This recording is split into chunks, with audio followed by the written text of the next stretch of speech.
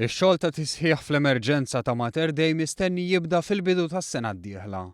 Dan wara li qerrib jiffinalizzaw id-diżinn għal xogħol korrettiv fit-tliet xhur li ġejjin u wara ssir is-sejħa l-offerti. Għal dan is-Segretarju Parlamentari Chris Fern waqt żjara fl-Isptar Mater Dei. Barra minn hekk lejn l-aħħar tas-sena d-dieħla mistenni jibda x-xogħol fuq strutturi oħra fil-kumplament tal-isptar. Is-Segretarju Parlamentari Fern kien mistoqsi dwar jekk il-kumpaniji involuti fl-inkjesta hux se jitħallew jipparteċipaw f'dan il-proċess. Daw ħatħalluhom issa jipparteċipaw biex jirranġaw ix-xogħol?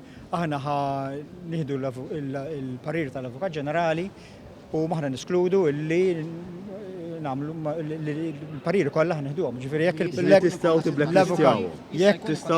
jekk l-Avukat Ġenerali tina parir il daw kienu blacklisted hekk ħanagħmlu. Din il-konferenza tal-aħbarijiet ittelet b'solidarjetà mal-ħaddiema f'Mater Dei għax-xogħol siwi li jwettqu u għall-pazjenti. Fil-fatt l-MUMN, il-Union Maltija l-Infermiera u l-Qwiebel fi stqarrija kkundannat lil min kien responsabbli biex tul is-snin li dam jinbena Mater Dei kien hemm dawn in-nuqqasijiet kollha. U żiedet tgħid li huwa fatt inaċċettabbli li minħabba numru ta' persuni li ħaxnu buthom minn fuq il-poplu Malti se jkollhom jgħaddu minn sagrifiċċji żejda u kapriċċjużi. Kwistjoni li qed toħloq problemi bla bżonn lil membri tal-Union li jaffaċċjaw numru ta' pazjenti li qiegħed dejjem jiżdied u issa jridu jaħdmu f'kundizzjonijiet ta' xogħol mhux feliċi minħabba l-fatt li qed isiru xogħlijiet ta' rinfurzar tal-bini. Min-naħa tagħha l-Assoċjazzjoni Maltija tal-Iżviluppaturi wkoll ikkundannat l-abbuż ta' xogħol irresponsabbli minn flus il-poplu f'Mater Dei.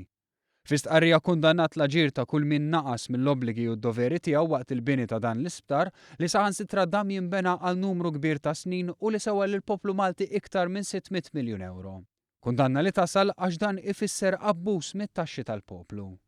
Min-naħa tagħha l-General Workers Union ħeġġet lill-awtoritajiet biex kull min hu responsabbli kriminalment u politikament iħallas għal emilu.